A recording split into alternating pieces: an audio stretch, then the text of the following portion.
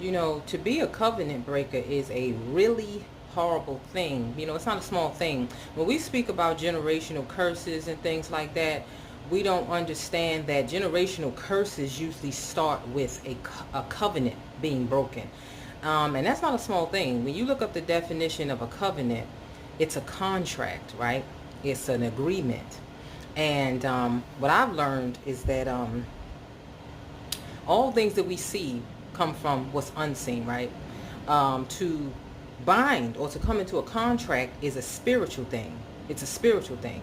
So what makes a contract binding is that whatever parties come together in agreement on whatever it is, and here's the thing, contracts are binding or they become null and void when there is no full disclosure, right? So if you come into a contract and you know that you're withholding information or the other party is withholding information and you find out and you came into a contract, anything that you came to that contract in truth, in fairness, is null and void once it has been proven that there was no full disclosure.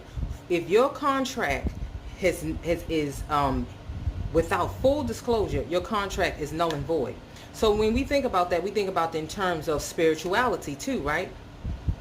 To make an agreement with the unseen or the divine, right? And then to break that covenant with the divine is like, you know what I'm saying? That is like the craziest thing that anyone could ever think to do in their life. You come into contract with the divine and then you break that covenant, knowing with full disclosure that the power that really rests is with the unseen, right? The unseen, or with the divine. You are also part of it, but to break that covenant is breaking a covenant with yourself. Don't be a covenant breaker. Understand, moving forward, I don't want to act like I'm preaching to nobody, that contracts are spiritual. Everything you see is spiritual. To be a covenant breaker is an abominable thing.